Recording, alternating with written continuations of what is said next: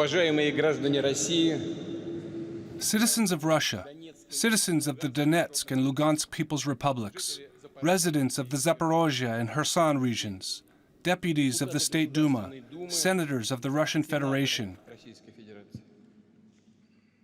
As you know, referendums have been held in the Donetsk and Lugansk People's Republics and the Zaporozhye and Kherson regions. The ballots have been counted and the results have been announced. The people have made their unequivocal choice. Today, we will sign treaties on the accession of the Donetsk People's Republic, Lugansk People's Republic, Zaporozhye region, and the Kherson region to the Russian Federation. I have no doubt that the Federal Assembly will support the constitutional laws on the accession to Russia and the establishment of 4 new regions, our new constituent entities of the Russian Federation, because this is the will of millions of people.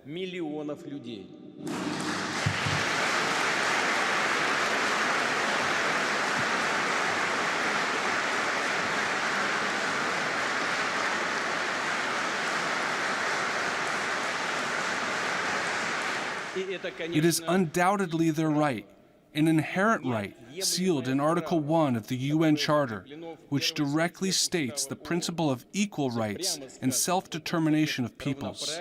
I repeat, it is an inherent right of the people. It is based on our historical affinity, and it is that right that led to generations of our predecessors, those who built and defended Russia for centuries, since the period of ancient Rus, to victory. Here in Novorossiya, Pyotr Rumyantsev, Alexander Suvorov, and Fyodor Ushakov fought their battles, and Catherine the Great and Grigory Potumkin founded new cities. Our grandfathers and great-grandfathers fought here to the bitter end during the Great Patriotic War. We will always remember the heroes of the Russian Spring, those who refused to accept the neo-Nazi coup d'etat in Ukraine in 2014, all those who died for the right to speak their native language, to preserve their culture, traditions, and religion, and for the very right to live. We remember the soldiers of Donbass, the martyrs of the Odessa Khatin, the victims of inhumane terrorist attacks carried out by the Kiev regime. We commemorate volunteers and militiamen, civilians, children, women, senior citizens, Russians, Ukrainians, people of various nationalities. Behind the choice of millions of residents in the Donetsk and Lugansk People's Republics, in the Zaporozhye and Kherson regions, is our common destiny and thousand-year-old history. People have passed this spiritual connection on to their children and grandchildren. Despite all the trials they endured, they carried the love for Russia through the years. This is something no one can destroy. This is why both older generations and young people, those who were born after the tragic collapse of the Soviet Union, have voted for our unity, for our common future. In 1991 in Belaverskaya Pusha, representatives of the party elite of that time made a decision to terminate the Soviet Union without asking ordinary citizens what they wanted, and people suddenly found themselves cut off from their homeland. This tore apart and dismembered our national community and triggered a national catastrophe.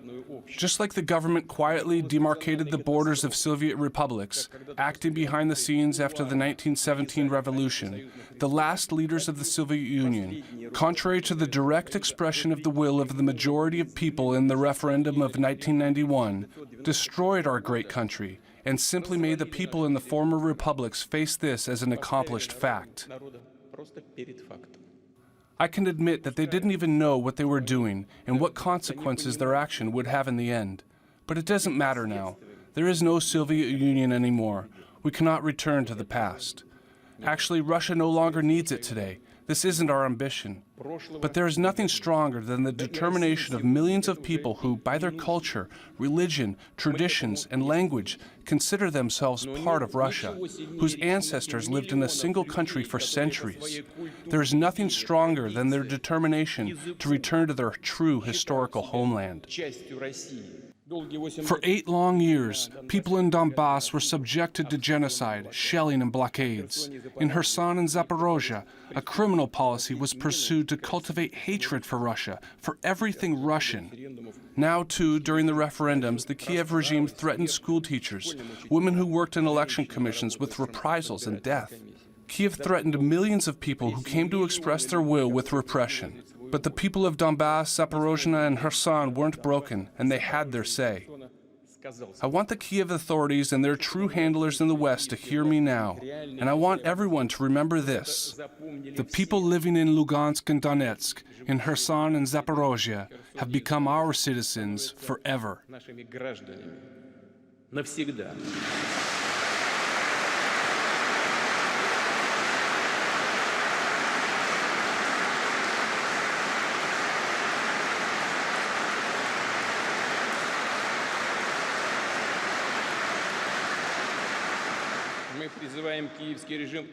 We call on the Kiev regime to immediately cease fire and all hostilities, to end the war it unleashed back in 2014 and return to the negotiating table. We are ready for this, as we have said more than once. But the choice of the people in Donetsk, Lugansk, Zaporozhye, and Kherson will not be discussed. The decision has been made, and Russia will not betray it.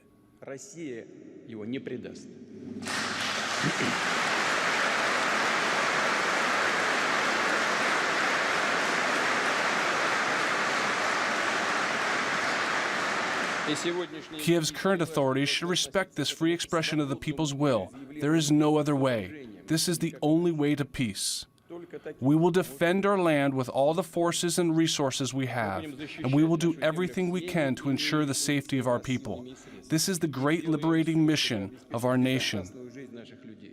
We will certainly work to improve the level of security. Together, we will make sure that citizens in the new regions can feel the support of all the people of Russia, of the entire nation, all the republics, territories, and regions of our vast motherland.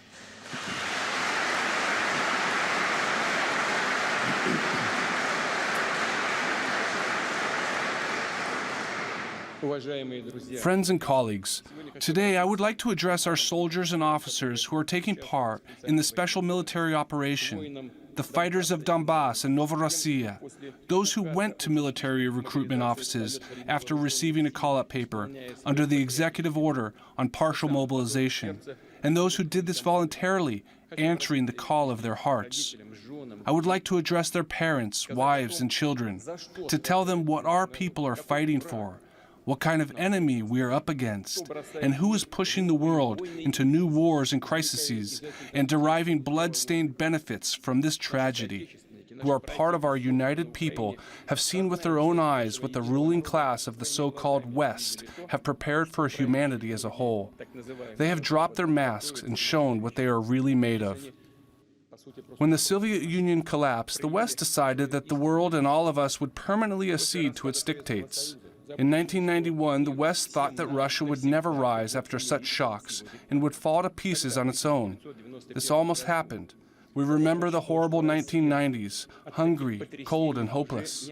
But Russia remained standing, came alive, grew stronger, and occupied its rightful place in the world.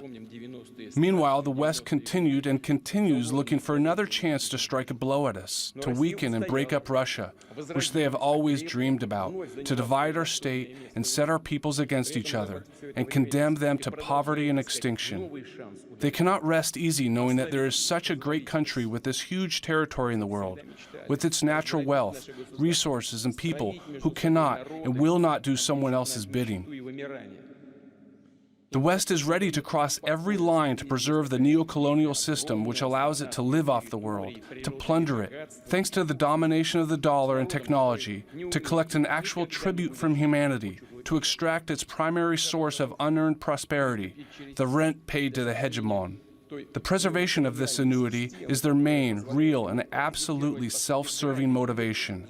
This is why total desovereignization is in their interest. This explains their aggression towards independent states, traditional values, and authentic cultures. Their attempts to undermine international and integration processes, new global currencies, and technological development centers they cannot control. It is critically important for them to force all countries to surrender their sovereignty to the United States. In certain countries, the ruling elites voluntarily agree to do this, voluntarily agree to become vassals. Others are bribed or intimidated. And if this does not work, they destroy entire states, leaving behind humanitarian disasters, devastation, ruins, millions of wrecked and mangled human lives, terrorist enclaves, social disaster zones, protectorates, colonies, and semi-colonies. They don't care. All they care about is their own benefit. I want to underscore again that their insatiability and determination to preserve their unfettered dominance are the real causes of the hybrid war that the collective West is waging against Russia. They do not want us to be free. They want us to be a colony. They do not want equal cooperation. They want to loot. They do not want to see us a free society, but a mass of soulless slaves. They see our thought and our philosophy as a direct threat. This is why they target our philosophers for assassination. Our culture and art present a danger to them, so they are trying to ban them. Our development and prosperity are also a threat to them because competition is growing. They do not want or need Russia, but we do.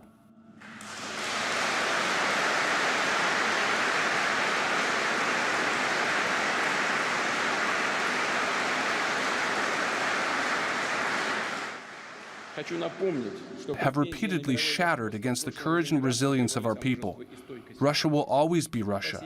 We will continue to defend our values and our motherland. The West is counting on impunity, on being able to get away with anything. As a matter of fact, this was actually the case until recently.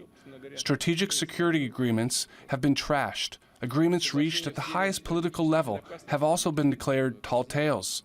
Firm promises not to expand NATO to the east gave way to dirty deception as soon as our former leaders bought into them. Missile defense, intermediate range and shorter range missile treaties have been unilaterally dismantled under far-fetched pretexts. And all we hear is the West is insisting on a rules-based order. Where did that come from anyway? Who has ever seen these rules? Who agreed or approved them? Listen, this is just a lot of nonsense, utter deceit, double standards, or even triple standards. They must think we're stupid. Russia is a great 1,000-year-old power, a whole civilization, and it's not going to live by such makeshift false rules.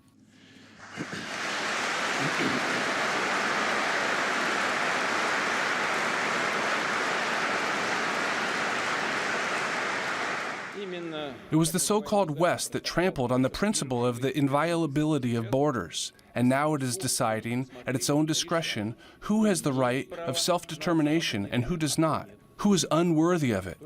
It is unclear what their decisions are based on or who gave them the right to decide in the first place. They just assumed it.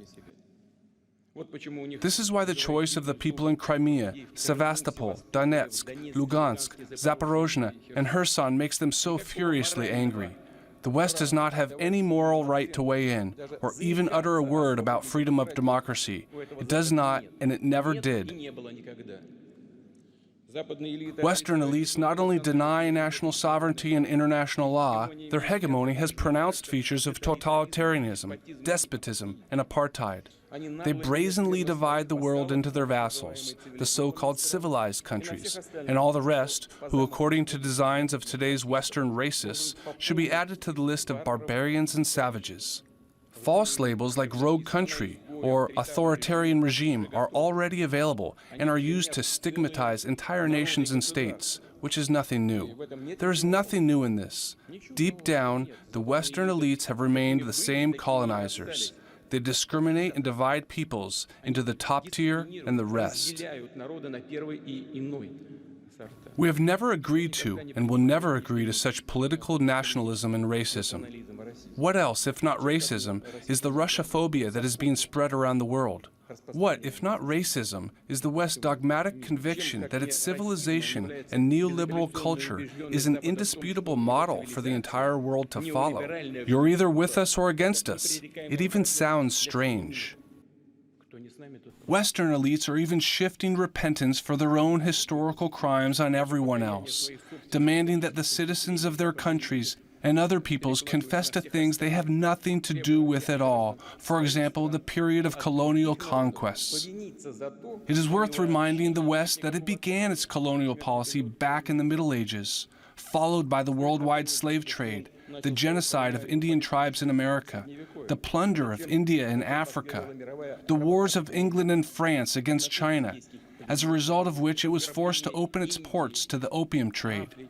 What they did was get entire nations hooked on drugs and purposefully exterminated entire ethnic groups for the sake of grabbing land and resources, hunting people like animals. This is contrary to human nature, truth, freedom, and justice. While we are proud that in the 20th century, our country led the anti-colonial movement, which opened up opportunities for many people around the world to make progress, reduce poverty and inequality, and defeat hunger and disease. To emphasize one of the reasons for the centuries-old Russophobia, the Western elite's unconcealed animosity towards Russia, is precisely the fact that we did not allow them to rob us during the period of colonial conquests and force the Europeans to trade with us on mutually beneficial terms. This was achieved by creating a strong and centralized state in Russia, which grew and got stronger based on the great moral values of Orthodox Christianity, Islam, Judaism, and Buddhism, as well as Russian culture and the Russian word that were open to all. There were numerous plans to invade Russia. Such attempts were made during the times of troubles in the 17th century and in the period of ordeals after the 1917 revolution. All of them failed. The West managed to grab hold of Russia's wealth only in the late 20th century, when the state had been destroyed. They called us friends and partners, but they treated us like a colony, using various schemes to pump trillions of dollars out of the country. We remember. We have not forgotten anything. A few days ago, people in Donetsk and Lugansk, Kherson and Zaporozhye declared their support for restoring historical unity. Thank you.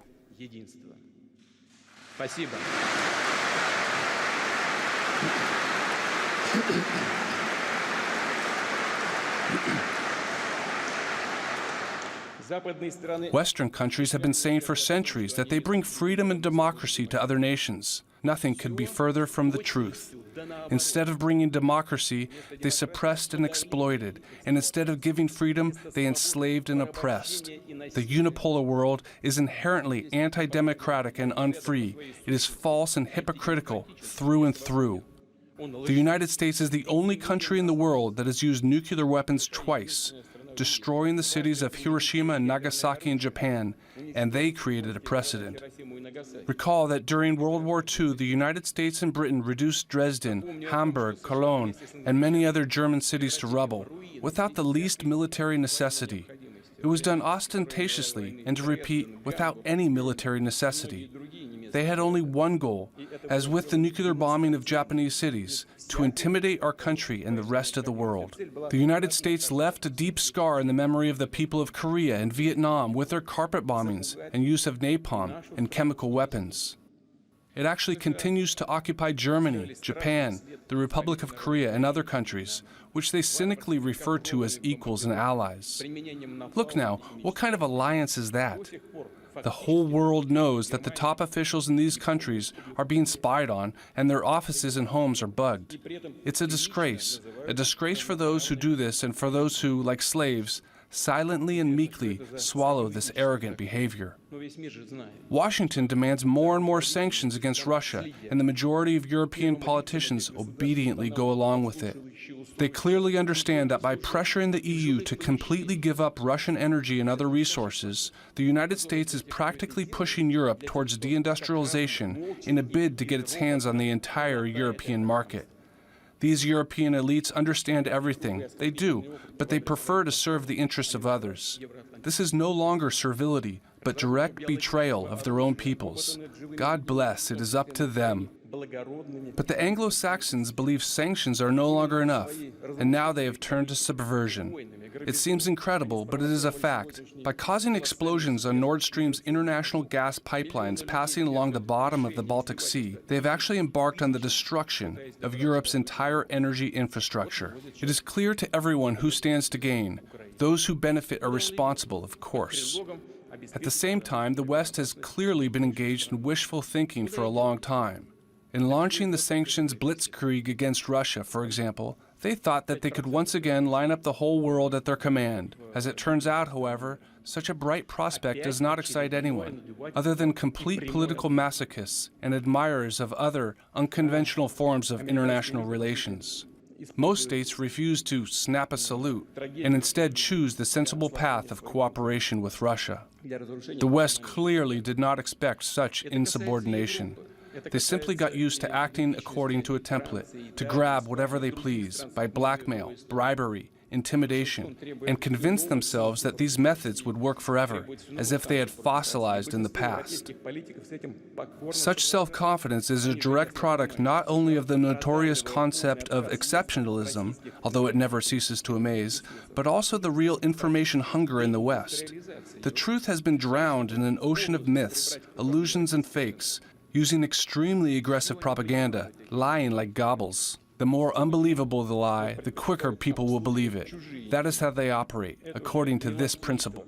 I want to make special note of the fact that there is every reason to believe that the Western elites are not going to look for constructive ways out of the global food and energy crisis that they and they alone are to blame for, as a result of their long-term policy dating back long before our special military operation in Ukraine, in Donbass. They have no intention of solving the problems of injustice and inequality. I am afraid they would rather use other formulas they are more comfortable with. And here it is important to recall that the West bailed itself out of its early 20th century challenges with World War I. Profits from World War II helped the United States finally overcome the Great Depression and become the largest economy in the world, and to impose on the planet the power of the dollar as a global reserve currency. In the 1980s crisis, things came to a head in the 1980s again. The West emerged from it largely unscathed by appropriating the inheritance and resources of the collapsed and defunct Soviet Union. That's a fact. Now, in order to free itself from the latest web of challenges, they need to dismantle Russia as well as other states that choose a sovereign path of development at all costs, to be able to further plunder other nations' wealth and use it to patch their own holes. If this does not happen, I cannot rule out that they will try to trigger a collapse of the entire system and blame everything on that, or God forbid, decide to use the old formula of economic growth through war. Russia is aware of its responsibility to the international community and will make every effort to ensure that cooler heads prevail. The current neo-colonial model is ultimately doomed. This much is obvious. But I repeat that its real masters will cling to it to the end. They simply have nothing to offer the world except to maintain the same system of plundering and racketeering. They do not give a damn about the natural right of billions of people, the majority of humanity, to freedom and justice, and the right to determine their own future. They have already moved on to the radical denial of moral, religious, and family values. Let's answer some very simple questions for ourselves. Now I would like to return to what I said and want to address all citizens of the country. Not just the colleagues that are here in the hall, but all citizens of Russia. Do we want to have here, in our country, in Russia, parent number 1, parent number 2, and parent number 3? They have completely lost it. Instead of mother and father. Do we want our schools to impose on our children, from their earliest days in school, perversions that lead to degradation and extinction? Do we want to drum in their heads that certain other genders exist along with women and men, and to offer them gender reassignment surgery? Is that what we want for our country and our children? This is unacceptable to us. We have a different future of our own. The world has entered a period of fundamental revolutionary transformation. New centers of power are emerging. They represent the majority of the international community. They are ready not only to declare their interests, but also to protect them. They see in multipolarity an opportunity to strengthen their sovereignty, which means gaining genuine freedom, historical prospects, and the right to their own independent, creative, and distinctive forms of development in a harmonious process. As I've already said, we have many like-minded people in Europe and the United States, and we feel and see their support. An essentially emancipatory, anti-colonial movement against unipolar hegemony is taking shape in the most diverse countries and societies. Its power will only grow with time. It is this force that will determine our future geopolitical reality. Dear friends, today we are fighting so that it would never occur to anyone that Russia, our people, our language, or our culture can be erased from history. Today, we need a consolidated society, and this consolidation can only be based on sovereignty, freedom, creation, and justice. Our values are humanity, mercy, and compassion. And I want to close with the words of a true patriot, Ivan Ilyin.